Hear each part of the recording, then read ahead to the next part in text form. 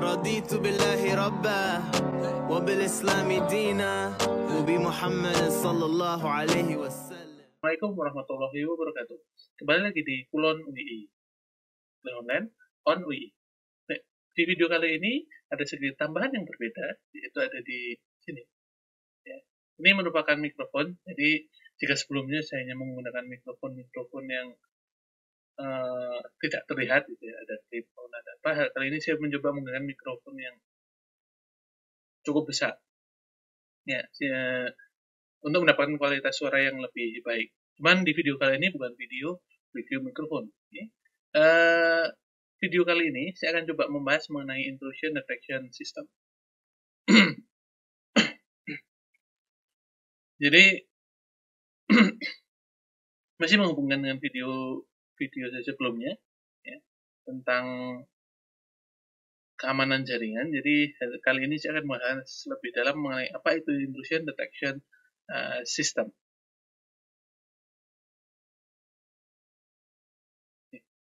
Jadi video ini tidak saya khususkan hanya untuk satu mata kuliah saja, yaitu keamanan informasi dan forensika digital, tapi secara umum bisa dilihat oleh siapa saja yang ingin mengetahui tentang materi intrusion detection system, atau sistem deteksi intrusi serangan. Ya. Baik.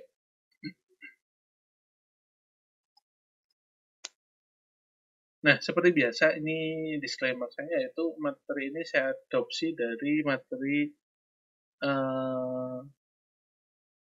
yang dibuat oleh Fakhrul Alam dan juga Matsusaki Yoshinobu dari Internet Initiative Japan. Nah, terkadang pertahanan itu gagal. Kadang pertahanan yang sudah kita bangun, sebelumnya kita udah bahas tentang network security, gimana cara kita bertahan, ya. Terkadang pertahanan itu gagal.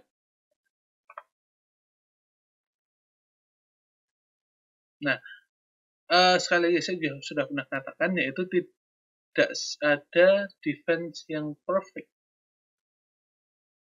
Ya, jadi nggak ada yang sempurna.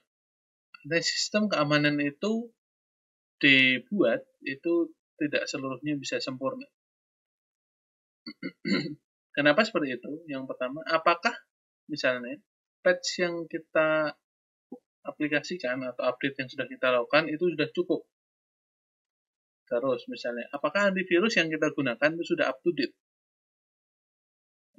Signature database. Artinya, apakah dia bisa otomatis men-scan virus-virus yang baru? Terus ada juga serangan-serangan yang di 0 days. Apakah defense kita siap dengan serangan 0 days? Lalu terkadang seseorang itu bisa membawa flash drive ataupun USB drive ataupun hard disk yang dia sudah terinfeksi dengan virus atau malware lainnya. Terus juga kita tidak bisa menutup kemungkinan dari apa yang disebut insider.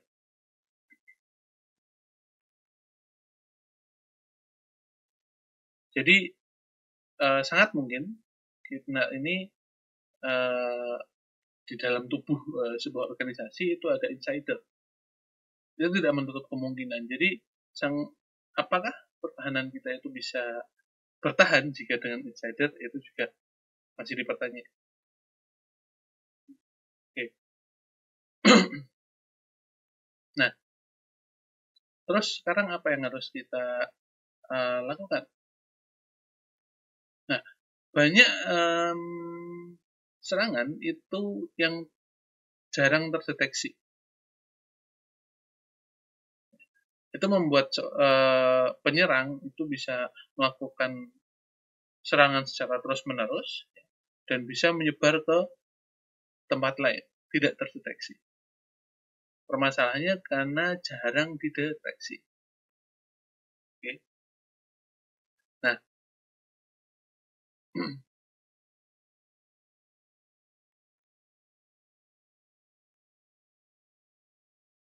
intinya setiap sistem keamanan, setiap sistem itu sangat mungkin ada intruder di dalamnya. Ya. Ketika kita tidak melakukan praktek sistem keamanan di dalam sebuah tempat, itu sangat mungkin akan ada aktivitas yang bisa dikatakan tidak baik. Jadi sangat mungkin ketika tidak ada sistem keamanan di situ, banyak orang-orang yang ingin melakukan hal-hal yang tidak diinginkan. Bahkan jika ada sistem keamanan pun masih memungkinkan ada orang-orang yang akan melakukan hal-hal yang tidak diinginkan. Nah, apa yang bisa dilakukan? Menambahkan sebuah sistem monitoring di jaringan ya, untuk mengkonfirmasi adanya serangan ataupun adanya intruder tadi. Ya. Tugasnya mengonfirmasi sistem keamanan. Nah, kalau di sini saya bisa gambarkan, IDS itu akan diletakkan di tengah antara sistem utama dengan saya katakan di sini user. Bisa jadi salah satu user itu adalah attacker. Ya. Nah,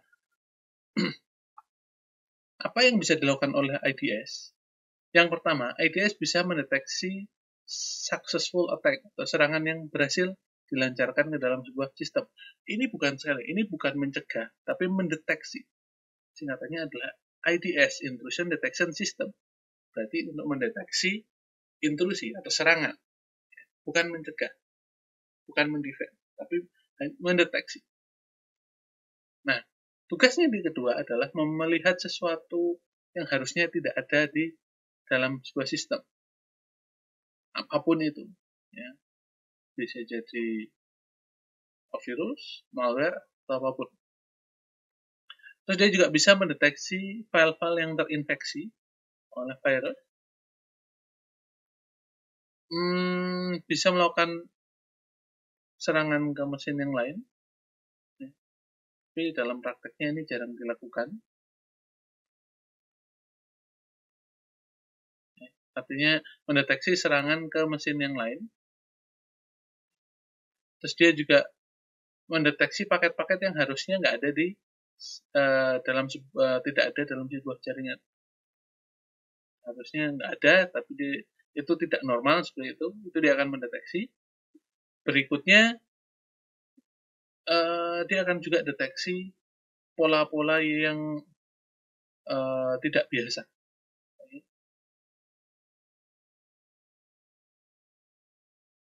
Nah, terus dia juga bisa melakukan penanganan terhadap serangan sebelum dia menyebar. Terus dia bisa juga membersihkan mesin yang sudah terserang. Dengan adanya IDS kita bisa membersihkan mesin yang sudah terserang karena kita tahu mesin itu sudah terinfeksi atau terserang sehingga kita sudah diberitahukan oleh IDS. Nah, dari sini juga kita bisa tahu attack-attack yang sering dilakukan oleh penyerang ke dalam sistem yang kita miliki.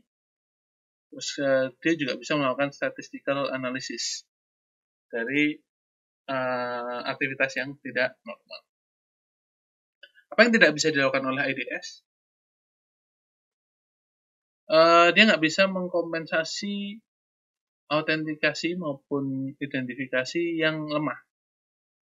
Ya, misalnya penggunaan password yang lemah, dia tidak bisa melakukan identifikasi itu. Terus melakukan investigasi serangan tanpa intervensi dari manusia atau administrator gitu ya. Itu tidak bisa dia lakukan. Yang berikutnya, dia nggak bisa juga menebak gitu ya. Mencoba mengetahui konten dari aturan keamanan yang ada di sebuah organisasi. Terus dia juga tidak bisa mengkompensasi kelemahan dari network protokol yang digunakan. Misalnya dari IP spoofing, ataupun tadi untuk MITM gitu ya, man in the middle attack seperti itu, dia tidak bisa mengkompensasi itu. IDS hanya melakukan deteksi. Baik. Nah, penempatan IDS ya itu bisa jadi tidak hanya satu dalam sebuah sistem. Untuk menjamin keamanan, misalnya kita di sini digambar, itu mungkin ketika menempatkan IDS bisa jadi beberapa bagian tempat diberikan IDS. Misalnya pada gambar ini ada satu, ini ada IDS. Di sini juga ada IDS. Yang di sini juga ada IDS. Jadi kalau kita lihat, di sini ada panah, di sini udah sangat spesifik, akses yang dilakukan oleh user itu sangat spesifik, kalau di sini makin umum. Sangat umum. Nah, ada dua perbedaan. Ada network IDS dan host IDS. Kalau network IDS, ini yang terpasang di sini. Sorry, ini panahnya agak sedikit bergeser. Jadi yang ini, yang tiga ini merupakan network IDS. Artinya, IDS yang dipasang untuk menangkal tadi intruder yang ada di network. Terus berikutnya ada host IDS. Host IDS yang ada di sini. Artinya IDS yang dipasang di level host. Nah, sebenarnya untuk komputer-komputer yang berbasis Windows, terutama mereka sudah memasangkan secara otomatis ketika menginstal Windows, mereka memasangkan host-based IDS. Bentuknya apa? Sebuah aplikasi di komputer kita yang fungsinya untuk menangkal atau mencegah serangan dari virus, ya antivirus. Jadi secara otomatis sebenarnya, misalnya kalau kita install di Windows, saat ini ada Windows Defender. Dia bertugas untuk menangkal serangan-serangan yang ada di luar. Salah satunya virus. Kan beberapa antivirus itu bisa memberitahukan kita kalau misalnya terjadi spoofing di network misalnya. Tapi tidak semua.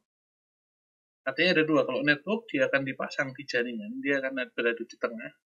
Jika host itu dipasangnya berada di level endpoint atau hostnya. Gitu ya.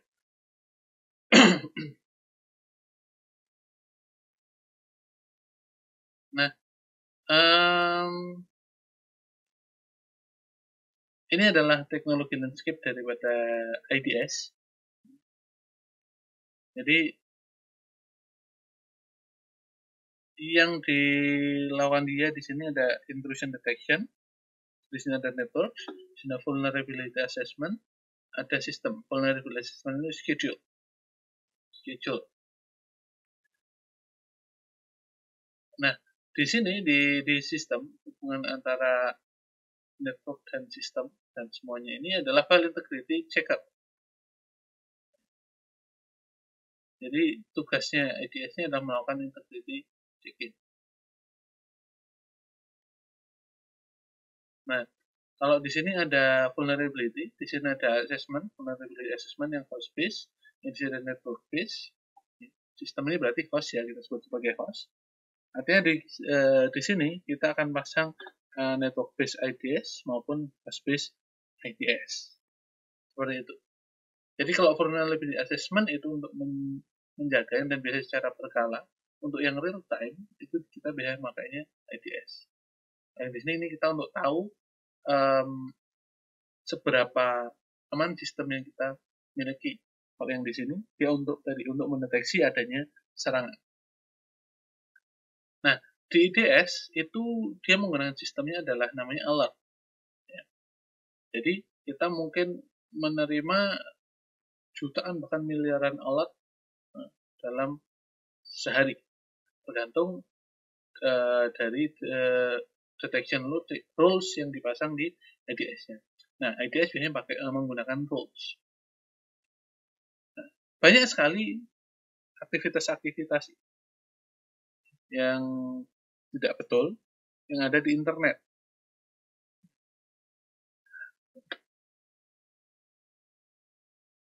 Jadi di sini kita perlu mendefinisikan rule dari IDS itu yang lebih baik. Jadi di internet saat ini itu sudah banyak aktivitas-aktivitas yang tidak betul bisa kita bilang mencurigakan gitu.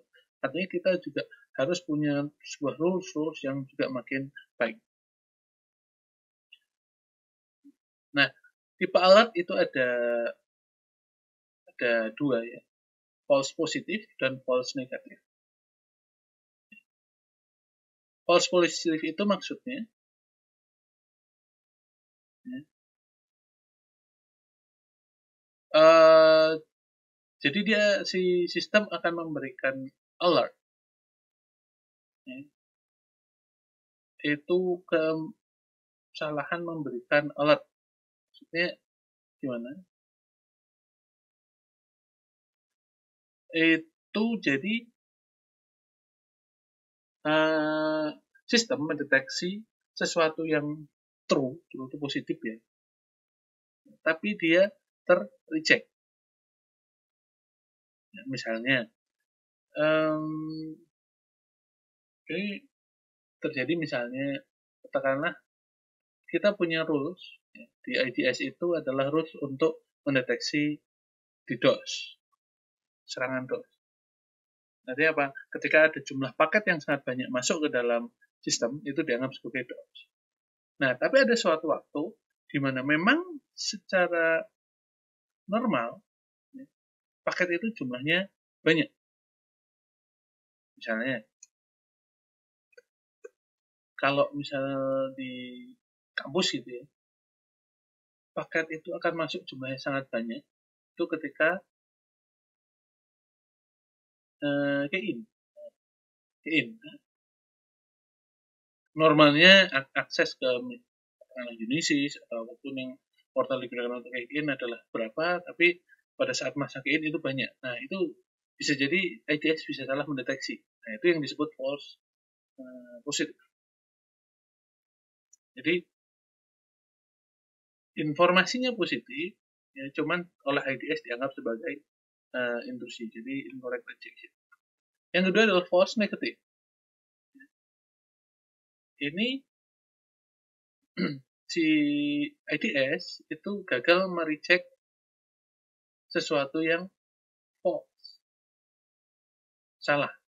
Artinya misalnya ada serangan dan IDS-nya itu gagal untuk mendeteksi serangan, bahkan dilewatkan oleh IDS-nya serangan tersebut. Nah, itu yang dimaksud false negative. Oke. Jadi kalau false positif, tadi si IDS mereject atau mendeteksi bahwa itu sebagai serangan, namun aslinya itu adalah normal. Ya. Tapi kalau di false negative, itu dia tidak mereject sesuatu yang tidak normal. Tapi bahkan itu adalah serangan. Oke. Deteksinya ada dua. Yang pertama signature base, yang kedua ada anomaly detection, anomaly base. Ya, anomaly detection udah saya singgung di video sebelumnya. Kalau yang signature itu match pattern against non attack. Jadi dia akan membandingkan pola serangannya dengan serangan-serangan yang sudah umum sebelumnya. Jadi dia menangkap serangan itu berdasarkan karakteristik dari serangan ataupun vulnerability yang ada di sistem. Nah, kalau anomali, seperti yang sudah saya singgung di video sebelumnya, yaitu dia melihat unusual behavior atau sesuatu yang tidak biasa. Yang tidak biasa yang terjadi di sistem. Nah, aplikasinya IDS ada beberapa macam, ada Snort, ada Security Onion, ada OS6, terus ada Open WIPS-NG, ada Suricata, ada Pro IDS yang macam yang open source. Nah, yang bisa kita coba untuk utak-atik dan kita coba itu yang free itu yang cukup gampang itu yang Snort. Ya, Snort. Nanti saya akan bahas lebih dalam, sedikit lebih dalam apa itu snort di video saya yang lain. Jadi jika teman-teman ada pertanyaan ataupun apa, bisa nanti disampaikan melalui kolom komentar. Bisa disampaikan melalui kolom komentar. Jangan lupa untuk melakukan subscribe, dan tombol lonceng. Ya. Sekian tadi penjelasan mengenai apa itu IDS. Di video selanjutnya saya akan coba menjelaskan tentang salah satu IDS yang cukup terkenal digunakan di dunia persilatan jaringan, yaitu snort. Baik, cukup sekian video saya kali ini. Kita ketemu lagi di video selanjutnya nanti. Terima kasih. Assalamualaikum warahmatullahi wabarakatuh.